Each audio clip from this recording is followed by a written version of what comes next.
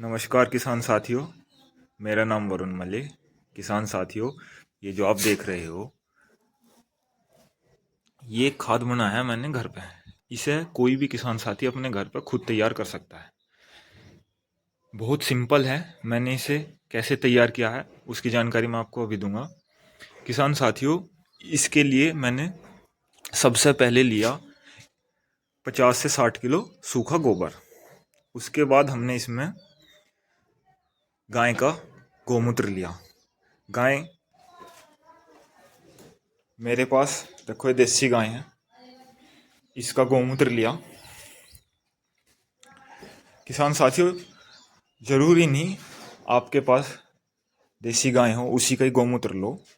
आप गाय के अलावा भैंस, बैल, जो भी हो आपके पास, देखो ये गौमूत्र है, किसी भी जानवर का गौमूत्र हो वो आप ले सकते हो। तो वो मैंने इसमें डाला। उसके बाद मैंने इसमें पुराना गुड़ जो घर में रखा हो, जो हम जानवरों को खिलावे, 1 किलो गुड़ घोल के वो हमने इसके ऊपर डाल दिया। इसमें मैंने आधा किलो बेसन उसको डाल दिया। इसके बाद पीएसबी बैक्टीरिया एनपीके कंसोर्टिया के नाम से बाजार में आता है, 100 से 120 रुपये की 1 लीटर बोतल आ जावा है। वो एनपीके के बैक्टीरिया मैंने इसमें ऊपर से डाल दिए। फिर मैं लेकर आया हूँ ऐसी मिट्टी जिसमें कोई केमिकल नहीं था। गंग नहर के पास से रेत, बालू रेत, वो उठा के लाया और वो मैंने इसमें डाल दिया। या आप कहीं से ऐसी मिट्टी जहाँ पे जंगल हो या पीपल के पेड़ के नीचे की कोई भी ऐसी मिट्टी ले सकते हो। और इसको 3 से 4 दिन मैंने छोड़ दिया हाथ निकाल के, और ये अब इतना शानदार खाद बन गया है, वो शानदार। किसान साथियों, इसमें आप कुछ और चीज़ें भी ऐड कर सकते हो। जैसे सरसों की खली है, आप 5 से 10 किलो सरसों की खली भी डाल सकते हो। और ट्राइकोडर्मा है, आप ट्राइकोडर्मा भी डाल सकते हो। और इसमें मैंने ये अपनी कंपनी का न्यूट्रीवेल का साडा भी, ये भी मिक्स किया हुआ है। तो वो एक ऑर्गेनिक खाद है, उसके अंदर माइक्रो न्यूट्रिएंट, अमीनो एसिड, ये सारे तत्व मौजूद हैं। तो किसान साथियों, आप इसे घर पे खुद तैयार कर सकते हो। इसमें सारी कोई ऐसी कॉस्ट नहीं है, घर की चीज़ें हैं। अच्छा, इस खाद को अब हम इस्तेमाल कैसे करेंगे? इस खाद का प्रयोग हम अब पहला पानी देंगे। अब पहले पानी के समय हम इस खाद को डाल लेंगे। अब बहुत से किसान पहले पानी पे डीएपी यूज़ करेंगे, जिन्होंने बुआई के समय डीएपी नहीं यूज़ की थी। जिन किसानों ने बुआई के समय डीएपी यूज़ की हुई थी, वो कुछ ना कुछ ज़रूर डाल लेंगे। तो मेरी आपसे अपील है किसान साथियों, पहले पानी पे आप डीएपी बिल्कुल ना डालें, अगर आपने डीएपी डाल रखी है। दूसरा, यदि नहीं डाल रखी है आपने, बुआई एसएसपी सिंगल सुपर फास्फेट से कर रखी है, तो भी आप डीएपी का प्रयोग ना करें।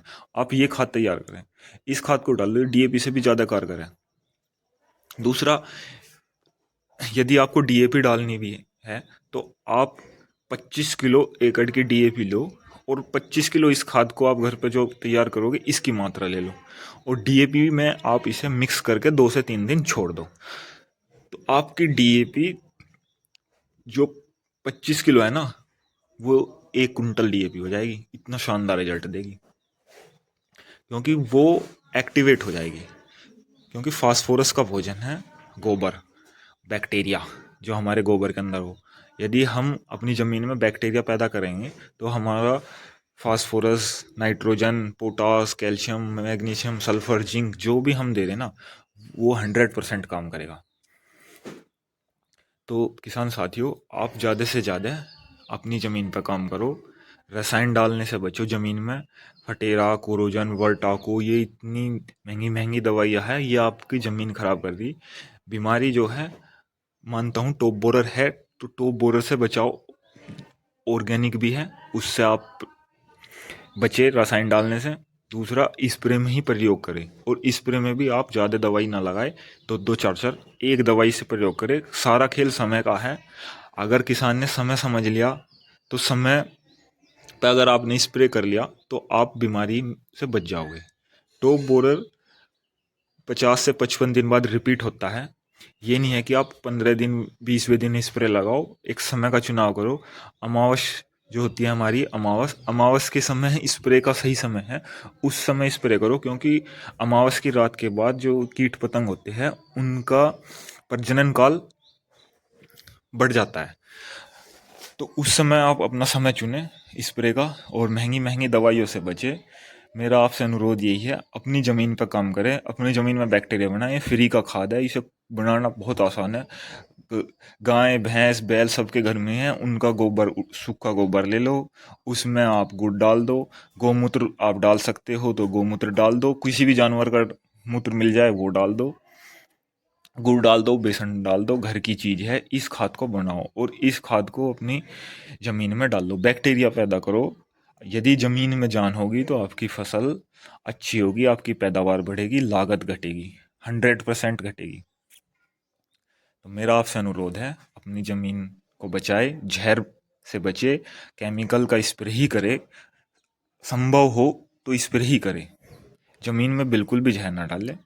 और अधिक जानकारी के लिए आप मुझे संपर्क कर सकते हैं। मेरा मोबाइल नंबर है 8445980085। धन्यवाद।